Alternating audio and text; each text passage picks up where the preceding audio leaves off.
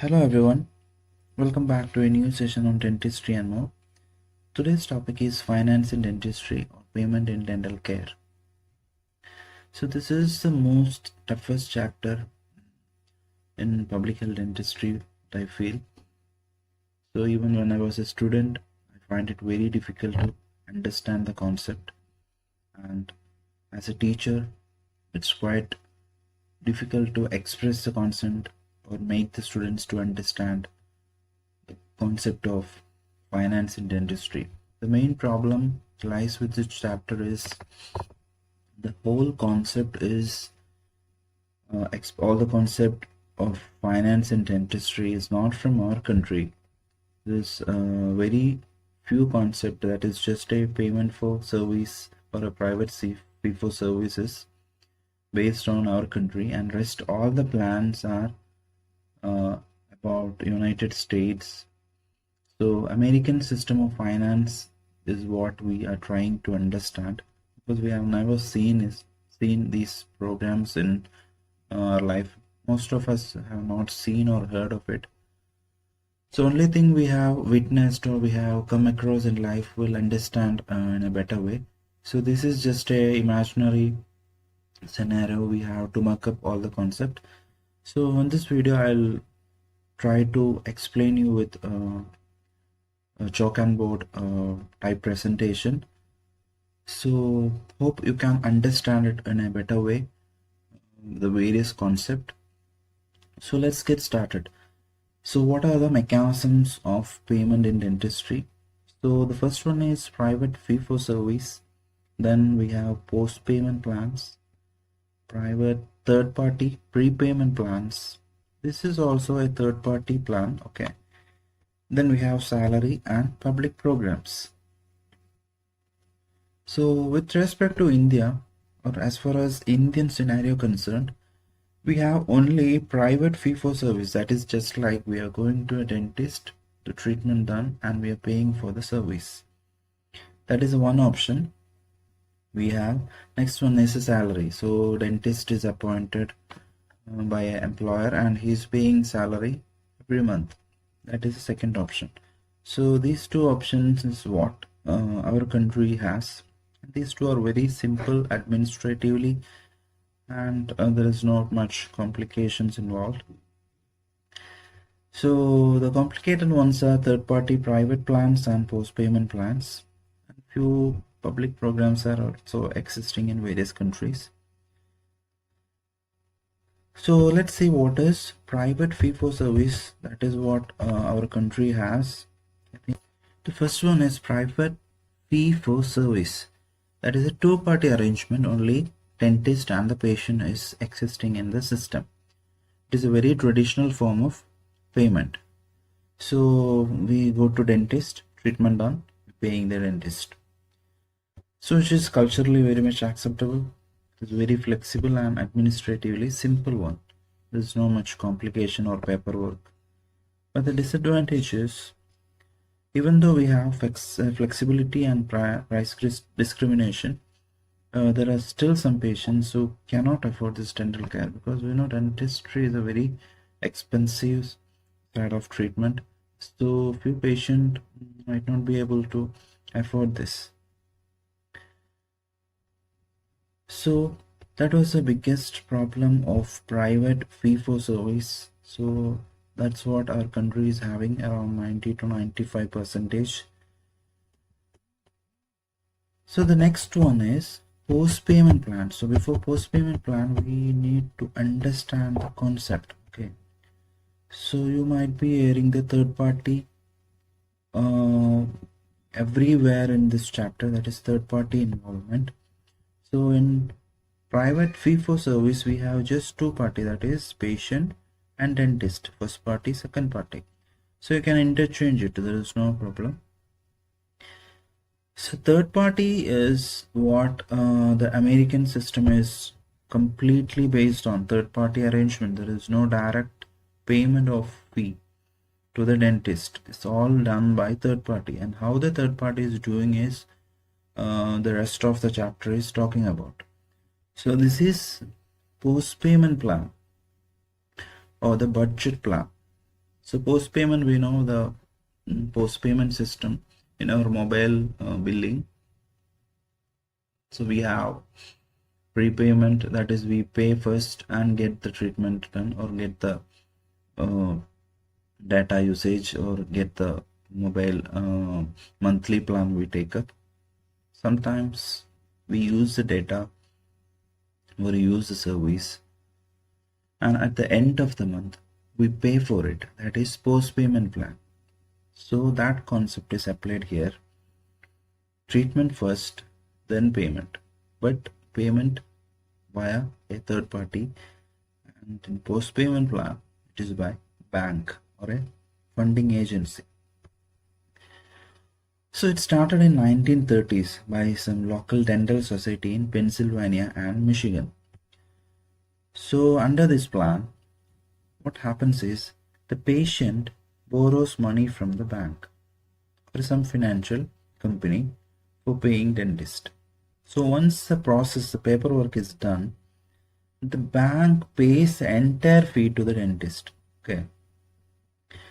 So we're just taking loan process. We go to a bank, we take education loan, and the bank pays to the college, or bank gives demand draft and goes to the college.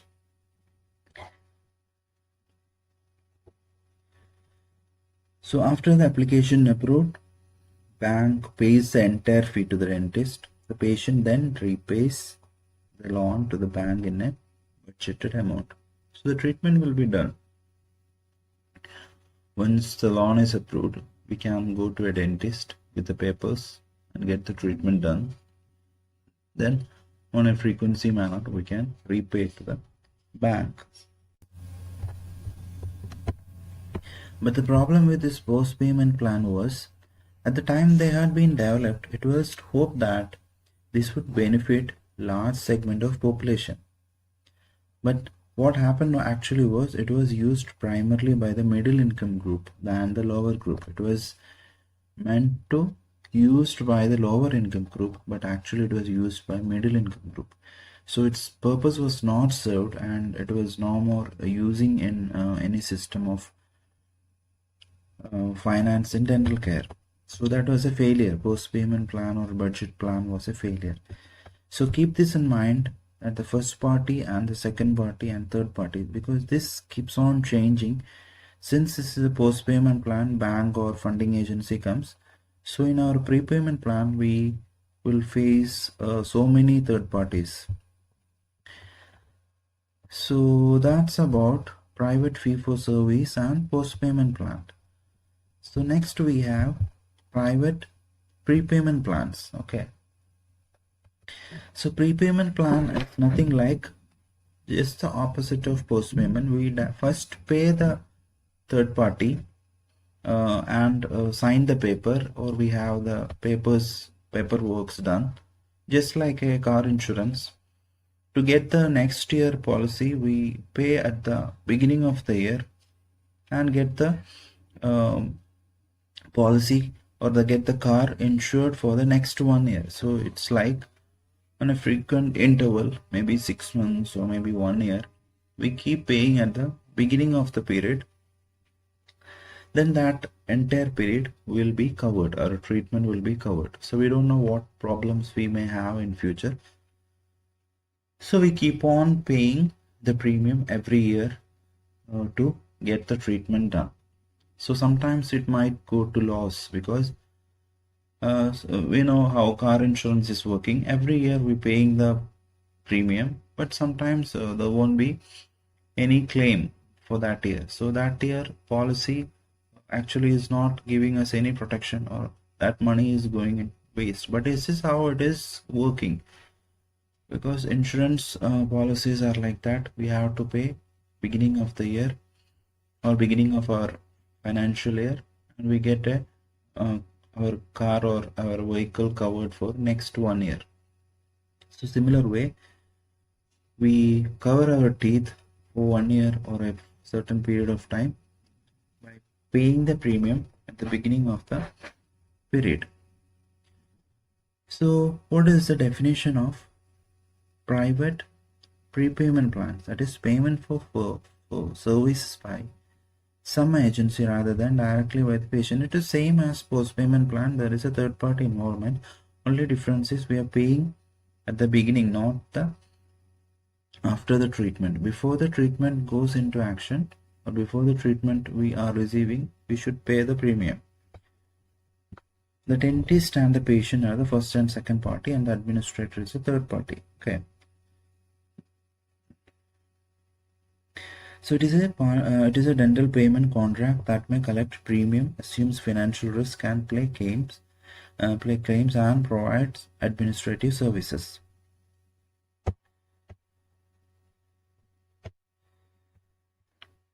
So the third party is also known as carrier, insurer, underwriter, or administrative agent. Okay, so third party is called under all these names. So that is a prepayment system and post-payment system. So we'll see what is exactly each plan is about in detail in future slides. So now let's see another subtopic, that is insurable risk. So insurable risk is a frequently asked question. So when a risk can be insured, on what condition risk can be insured? So that is the question. So to be insurable, a risk must be precisely definable. Okay, so we need to define what is going to be the risk, and it should have a sufficient magnitude. If it occurs, it constitutes a major loss. So we are insuring a vehicle, and the vehicle's damage should be sufficient that there should be a major loss, then only they will give insurance, and it should be very infrequent. It is the most important thing in insurance. If something happens for like 9 out of 10 times, the insurance companies won't give you insurance, because if they are giving insurance for 9 out of 10 times, the company will be at loss. So the company will be a failure on profit basis. They can't make any profit, and they will stop the company by 1 year. So what their mind is like, if we are giving 10 policies, only 1 or 2 will come for a claiming. So they have 8 members policies as a deposit, so they need to pay for only 1 or 2. So always insurance will be given for a very infrequent thing. So every vehicle should be insured. Every vehicle should be insured, and only 1 or 2 cars out of 10, or we can say 10 or 20 cars out of 100 is having an accident and going for a claiming. So that is the concept. It should be always infrequent, and it should be of unwanted nature. So risk is never will be given for a wanted nature like health. So health is a wanted nature. Everybody is very much concerned about health. So only thing which are not very much important to our life, the insurance will be given, or otherwise there will be so much conditions we have to apply. So it should be of unwanted nature, and it should be beyond the control of individual, because health is something which we can control to an extent. So conditions which are under our control, the insurance will not be given. If they are giving, there will be a lot of conditions to be applied. So these are insurable risk, that is a risk can be insured under these criteria. So like I said, the health is a wanted nature and it can be controlled by individuals. So generally the insurance companies are not much favoring the health insurance, but there are companies who is giving health insurance, but the thing is they have so much conditions to be applied.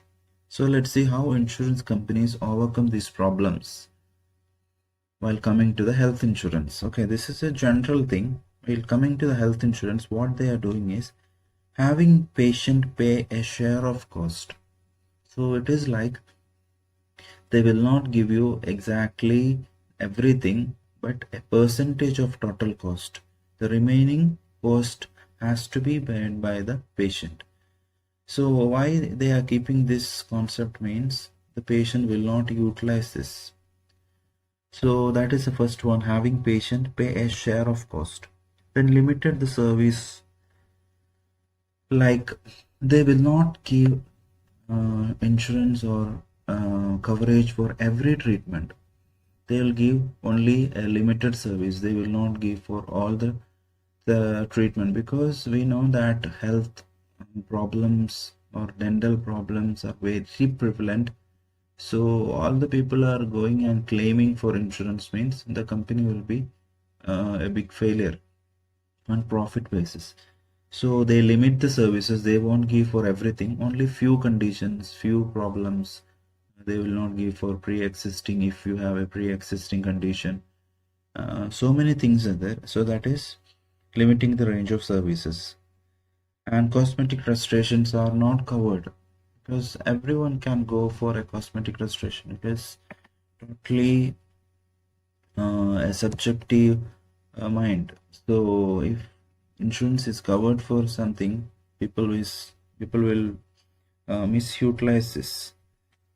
And the next one is offering coverage only to groups. So to avoid adverse selection. Adverse selection means if insurance is covered for all the groups, people who is not actually needing a treatment or needing a coverage will utilize this just to avail that insurance.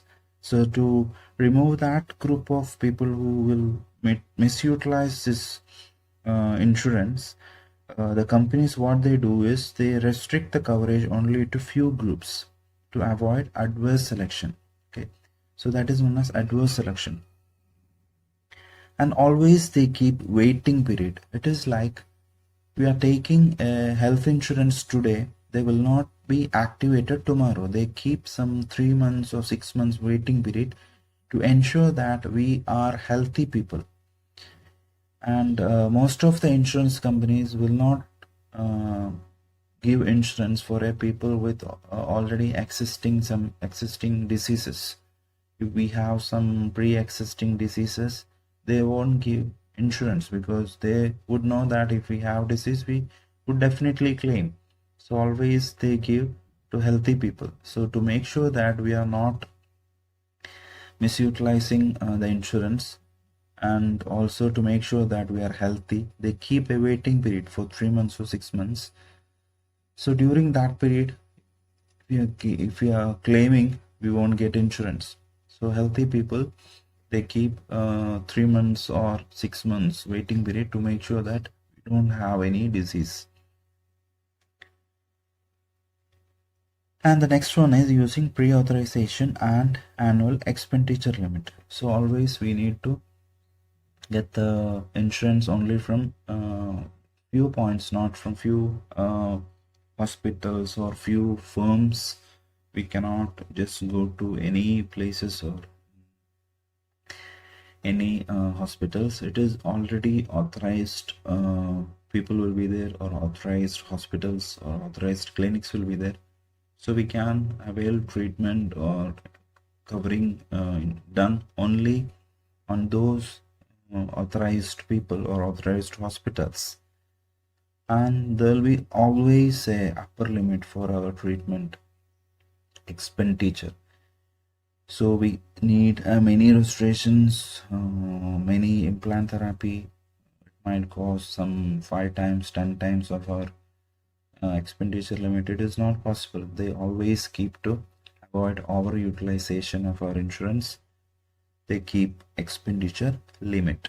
So that's about insurance risk. What is the insurance risk? When a risk insured, what conditions, and what insurance companies are doing for giving health insurance. So these are the conditions for a general insurance. Since health is unwanted nature and it is under control of individual and it is very frequent, and all these principles are violated in coming to condition, because it cannot be properly defined we can say that it is a major loss. Sometimes it is a major loss, but most of the conditions are not a major loss, and it is very frequent, it is wanted nature, and it is under the control of individual. So these modifications they are made just to apply into health insurance. Okay, so that is just a different part when insurance be insured and what is health insurance scenario. So now let's get back to our three-party arrangement. So we have seen post-payment plan. Next we have prepayment plan. So post-payment plan we are not seeing anymore because we are into prepayment third-party plan. Okay, so we have payment mechanism in prepayment third-party mechanism, that is deductible, co-insurance and group insurance. So this is the payment mechanism. So first understand the first party, second party and third party arrangement. First party is the patient, second party is a dentist, third party is the insurer, carrier or administrator. So the payment mechanism is how the patient pays to the third party or insurance company, and the reimbursement mechanism is how the third party is reimbursing to the second party, that is dentist. So the payment mechanism, this is a prepayment mechanism system. So the first method is deductible, second is co-insurance, third is group insurance. In deductible, we have a fixed amount, that is front-end payment for particular coverage. So if it is 10,000 premium and we have a 1 lakh coverage, so if the cost is around 60,000 or 70,000, 80,000, let it be any amount up to 1 lakh, we have to pay only 10,000. The co-insurance is like co-payment or sharing scenario. So we have to share 30% of the total cost. If it is 1 lakh, we have to share 30,000 and we will be getting only 70,000. If it is 50,000, we have to bear the 30%, 30%, that will be 15,000, and the insurance will be for 35,000. It will be 30 to 70. So it is just an example, it can be in any sequence. Only thing is co-insurance, the patient has to bear a fixed amount of percentage of total cost.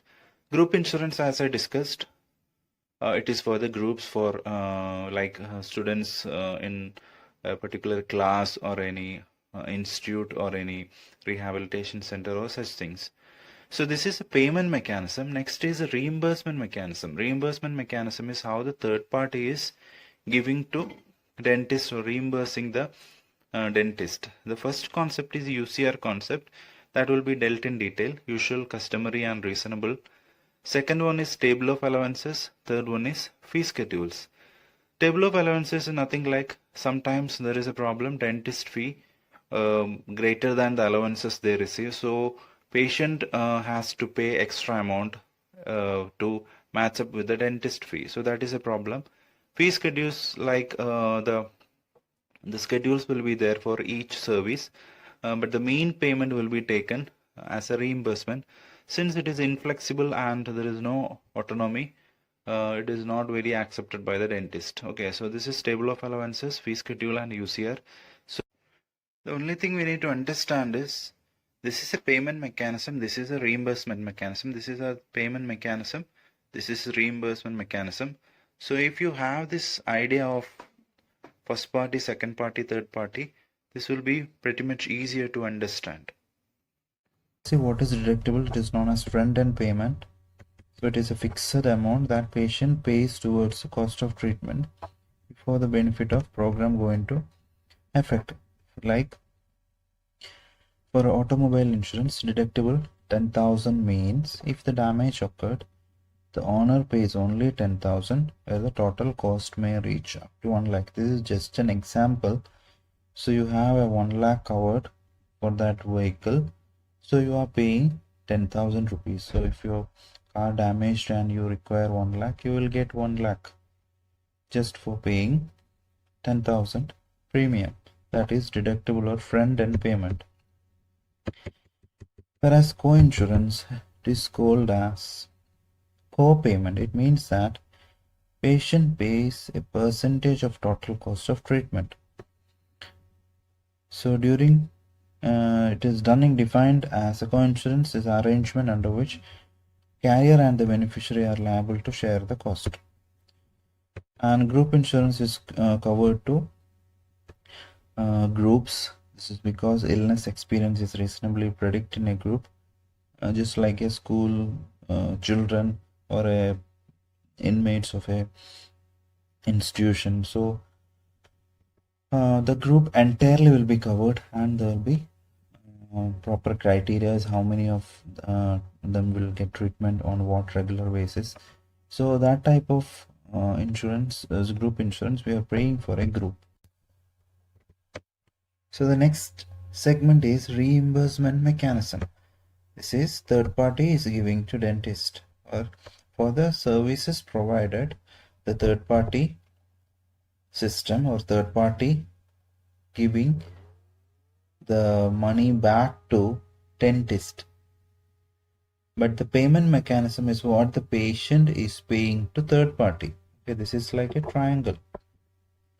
Patient pays the third party by payment mechanism, and the third party is reimbursing for the services rendered to the dentist. So payment mechanism is deductible, co-insurance and group insurance. That is only a few. That's what they mentioned in the chapter. So there are many other mechanisms. And the reimbursement mechanisms, common one are UCR concept, table of allowances, and fee schedules. Don't think that these are the only system existing in that country. There are many other mechanisms, but since it is mentioned in the textbooks, we are studying this. Okay, UCR concept is a little bit tricky, and the table of allowances and fee schedule. So if you have a graphical or a diagrammatic way, it is easy to understand. So the UCR concept is commonly applied in Delta Dental Plan. So it is one of the reimbursement mechanism. So let's see what is exactly UCR concept. So let's take this as an example. Mr. X, Mr. Y and Mr. Z is practicing at location ABC. All are having same qualification, that is BDS, and they are charging for scaling or oral prophylaxis $100. Mr. Y $150 and Mr. Z $200. Okay. So UCR concept is like the usual fee of these three people will be taken up by the third party and calculate a customary fee which is customer friendly. So even if you charge 250, 300, there is no point. There will be a customary fee calculation by the third party. So they decide how much you can ask from the patient.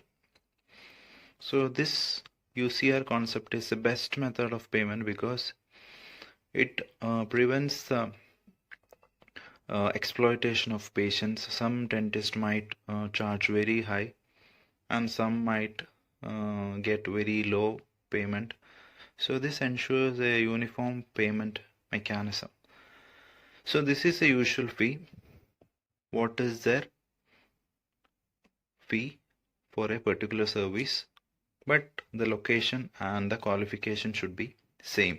If it is MDS, it can be different.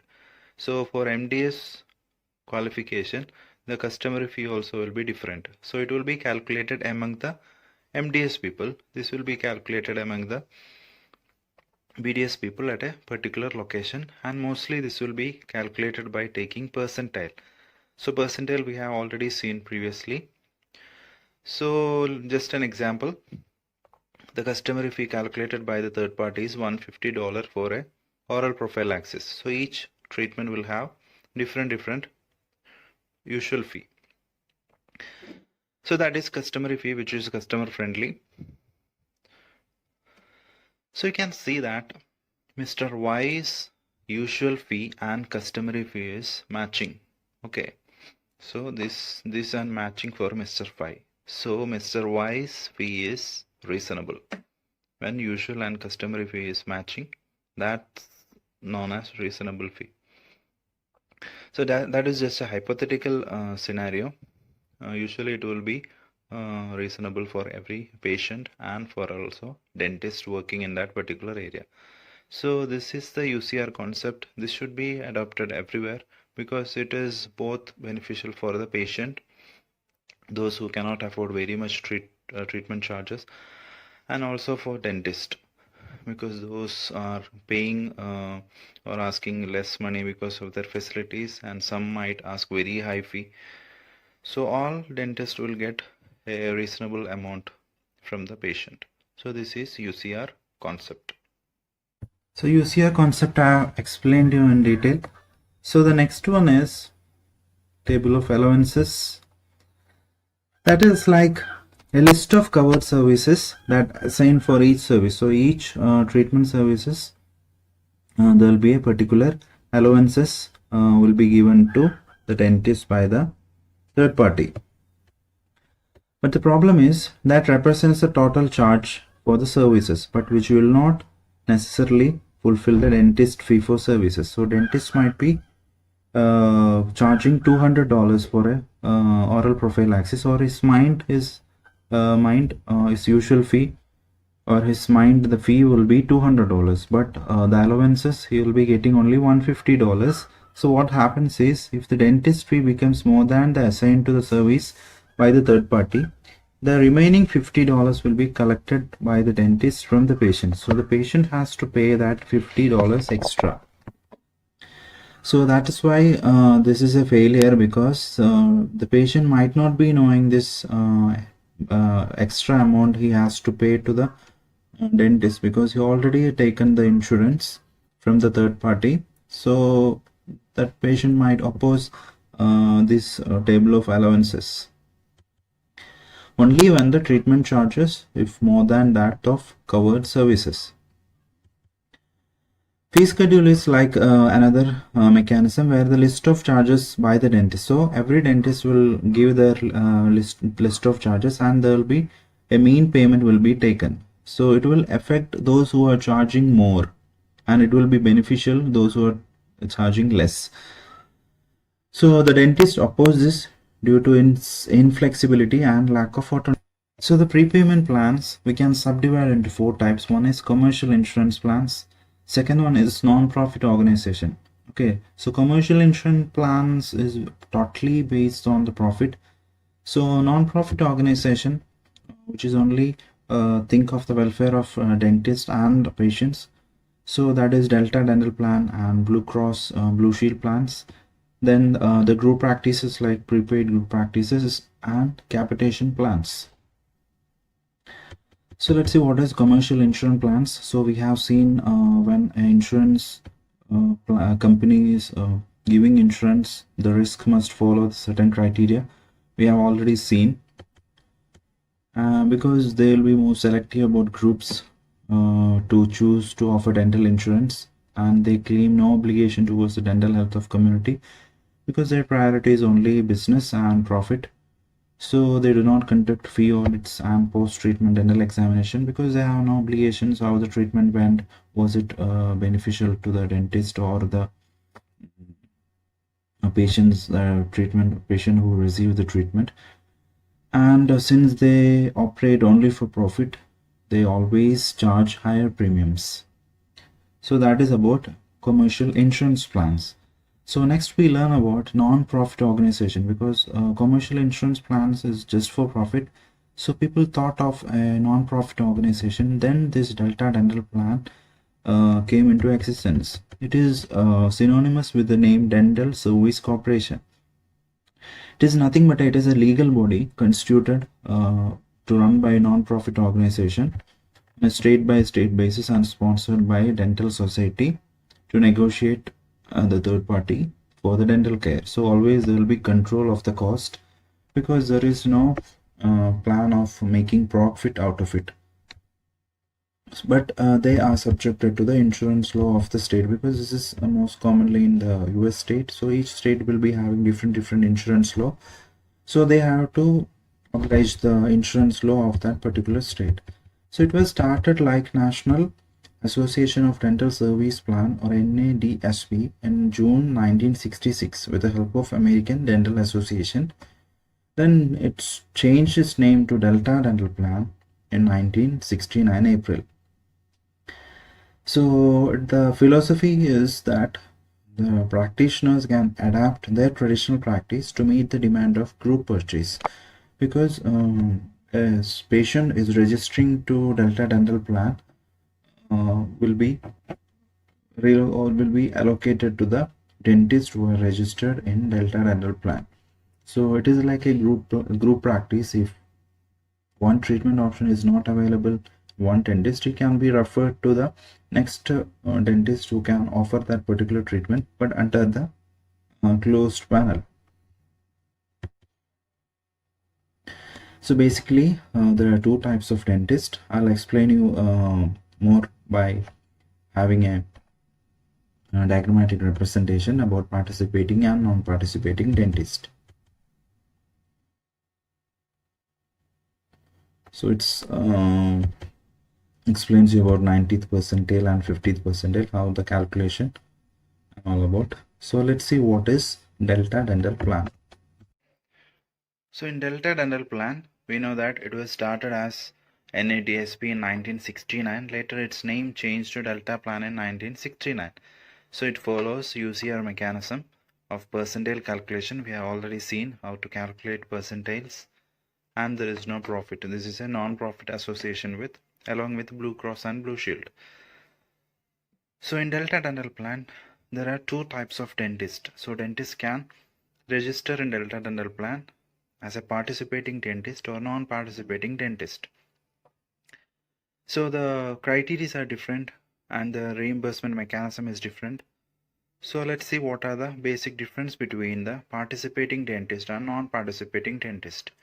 The first and foremost difference is the reimbursement amount. So the participating dentist will be getting at a 90th percentile reimbursement for the same treatment. The non-participating will get only the 50th percentile. So that is a huge difference of reimbursement. But the participating dentist has to pre-file his usual fee. So we have seen what is usual, what is customary, and what is reasonable fee. So he has to file the usual fee, but he doesn't need to file usual fee. For participating dentist, there will be auditing of his accounts by the Delta Dental Plan auditors, but he is having no auditing of his accounts.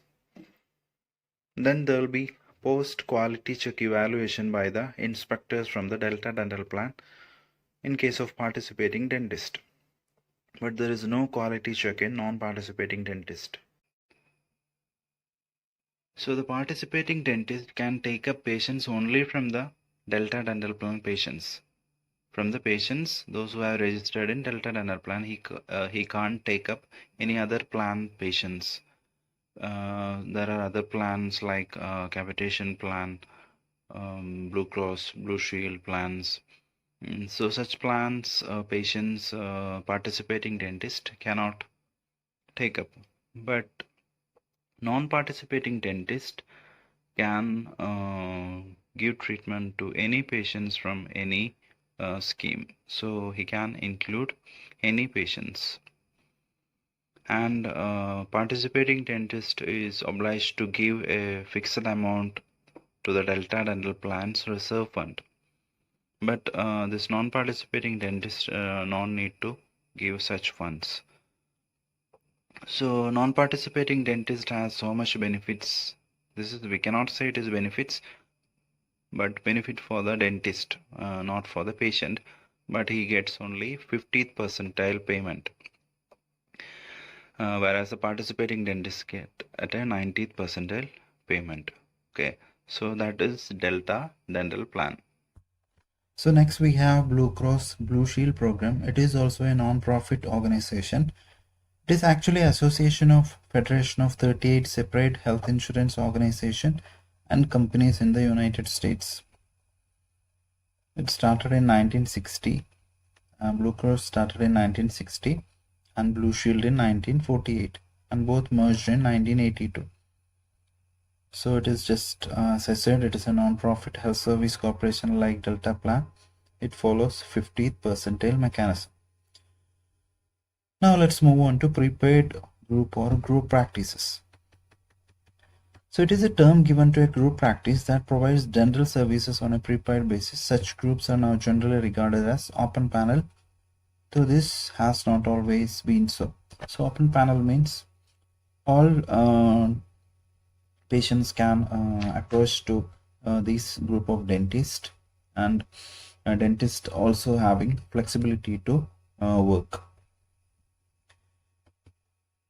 So these definitions are very much complicated in finance and dental care. ADA defined as is a type of dental practice in which dentists, sometimes in association with members of other health professions, agree formally themselves on a certain central arrangement designed to provide efficient dental health services. It is just like a hospital where the dentist along with other doctors can work together with a central arrangement, just how we see in a hospital. So we have few types of group practices, that is general practice, single specialty, and multi-specialty.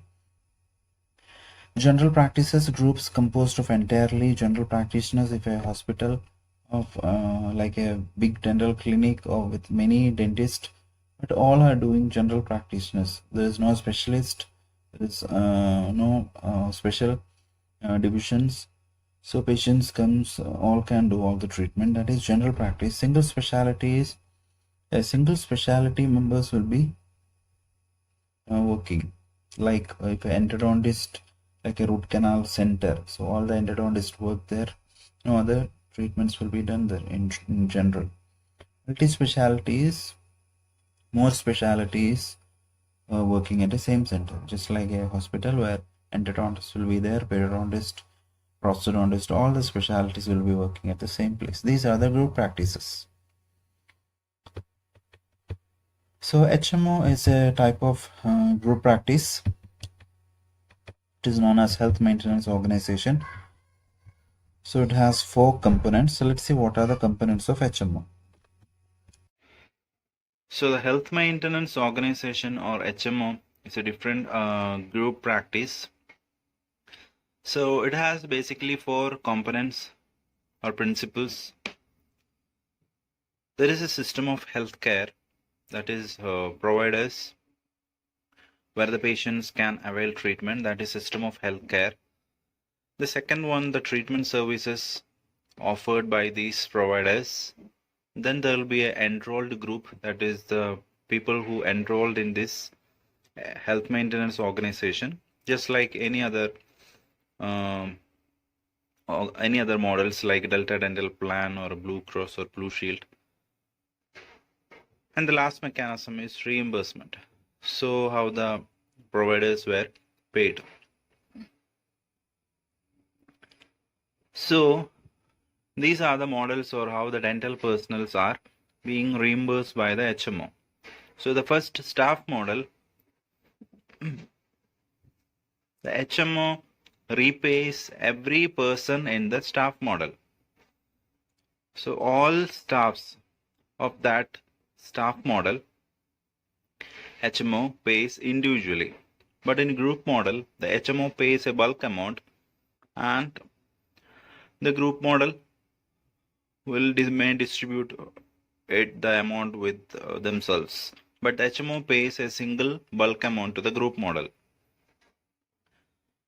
The third one is Independent Practice Association. So these two are group model. This is an independent practice, like individually they are practicing at different places, but they are agreed with the HMO plans. So they also get individually the reimbursement. So these are different. Why? Because this is not a group model. These two are group model. And this is again an independent practice association type, but it works under capitation plan. That is why the primary care capitated network, they also receives individually the amount. So this is how HMO reimburses the dental personnel. So we have 4 groups, that is staff model, group model, independent practice association, and primary care capitated network. This is capitation plan, and these are the components or principles of HMO. So HMO is nothing but a group model or a prepaid groups.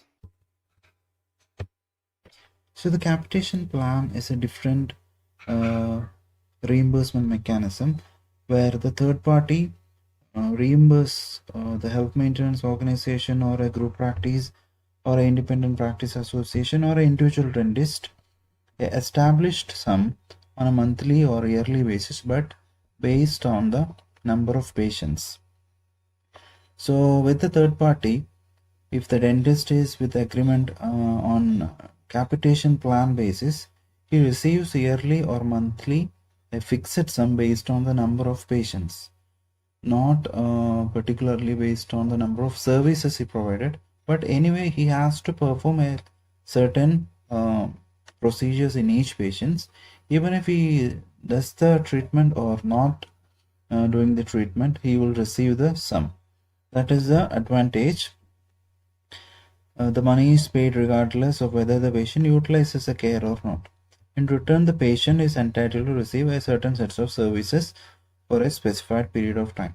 So it is totally based on the number of patients, not based on the particular treatment services.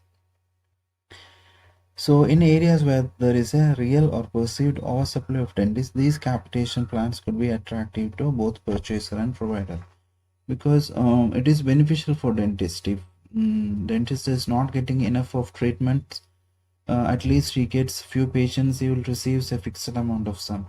So when we have a lot of dentist supply, this type of mechanism would be beneficial.